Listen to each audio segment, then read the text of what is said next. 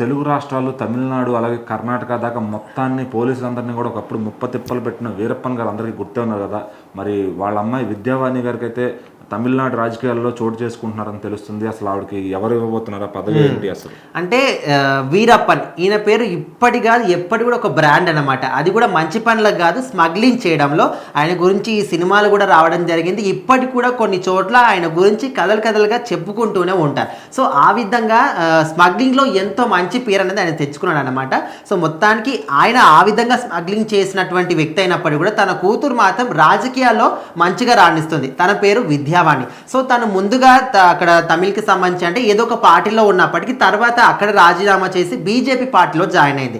అక్కడ కూడా కొన్ని సంవత్సరాలు ఉన్న తర్వాత మళ్ళీ బీజేపీ పార్టీ కూడా రాజీనామా చేసి ప్రజెంట్ మాత్రం నాన్ తమిళ్ కచ్చి ఈ పార్టీలో మాత్రం జాయిన్ అవ్వడం జరిగింది. అయితే ఈ పార్టీ నుంచి తనకు ఇప్పుడు వచ్చే అసెంబ్లీ ఎన్నికల్లో కూడా తను పోటీ చేయబోతున్న ఒక వార్త కూడా వినిపిస్తుంది. అందుకోసమని కొన్ని కీలక పదవి మాత్రం తనకు అప్పచెప్పడం జరిగింది. సో ఇప్పుడు వీరప్పన్ కావచ్చు, చాలా మంది కూడా ఎలాంటి ఒక డెసిషన్ ఉంటుందంటే వాళ్ళ నాన్నే ఆ విధంగా ఉంటాడు, ఇంకా తన కూతురు ఏం చేస్తుంది, తను కూడా ఇదే విధంగా ఎన్నో అవకతవకలు చేసి జనం నుంచి డబ్బులు లాక్కుంటుందేమో చాలా మంది కూడా ఫీల్ అవుతారు. కానీ తను ఆ విధంగా అయితే పేరు తెచ్చుకోలేదు. తండ్రి ఆ విధంగా చెడ పేరు తెచ్చుకున్నప్పటికీ తిను మాత్రం చాలా మంది కూడా ఇదే విధంగా అనుకుంటున్నారు, నేను నా గురించి నేను నిరూపించుకోవాలి, రాజకీయంలోకి ఎంట్రీ ఇచ్చి నేను ప్రజల కోసం పాట పడతాను.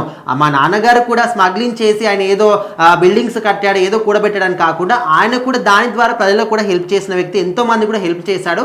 కాకపోతే అదంతా కూడా బయటికి రాలేదు. సో ఇప్పుడు నేను ఒక స్మగ్లింగ్ చేసే వ్యక్తి కూతురుగా బయటకు వచ్చి రాజకీయాల్లో నిలదొక్కుని ప్రజలందరూ కూడా మంచి చేయాలని ఒక ముఖ్య ఉద్దేశంతో రావడం జరిగిందని ఎన్నో సందర్భాల్లో తను కూడా చెప్పడం జరిగింది. సో ప్రజెంట్ అయితే ఆమె ఇప్పుడు వాళ్ళ తండ్రి వల్ల ఆమెకు వ్యతిరేకత రాదు జనాల నుంచి, ఖచ్చితంగా వస్తుంది. ఆల్రెడీ కూడా ఇప్పుడు ఆమె బీజేపీ పార్టీలో కానీ అంతకుముందు పార్టీలో కూడా పోటీ చేసినప్పుడు కూడా గెలుపు పొందలేదు. ఎందుకంటే మెయిన్ రీజన్ ఇదే. ఎందుకంటే ఒక వీరప్పన్ కూతురు, మీ నాన్న ఒక పెద్ద స్మగ్లర్, ఇంకా నువ్వేం చేస్తావో, జనాలకి మంచి చేస్తావని నమ్మకం ఏంటని చాలా మంది కూడా వ్యతిరేకం అవుతున్నారు. అంటే ఈమె మంచి వ్యక్తి అయినప్పటికీ వాళ్ళ నాన్న ద్వారా ఈమెకు అనేది చెడు పేరు అయితే వస్తుంది. సో తను మాత్రం ఎవరు ఎన్ని మాటలన్నా, ఎవరు ఎన్ని అవమానాలు చేసినప్పటికీ కూడా ఈ విధంగా 2 సార్లు 3 సార్లు ఎదురు దెబ్బలు తగిలినప్పటికీ కూడా పోటీ చేసి ఓడిపోయినప్పటికీ ఏ మాత్రం కూడా అధైర్యపడకుండా వెనకడుగు వేయకుండా ఏదైతే అది అయ్యింది, ఖచ్చితంగా నేను మాత్రం పోరాటం చేస్తాను, ఖచ్చితంగా ఏదో ఒకసారి గెలుపొంది తీరుతాననే విధంగా ఇప్పుడు మళ్ళీ ఇప్పుడు 2026 అసెంబ్లీ ఎన్నికల్లో కూడా పోటీ చేయడానికి మాత్రం గట్టి ఒక స్ట్రాంగ్గా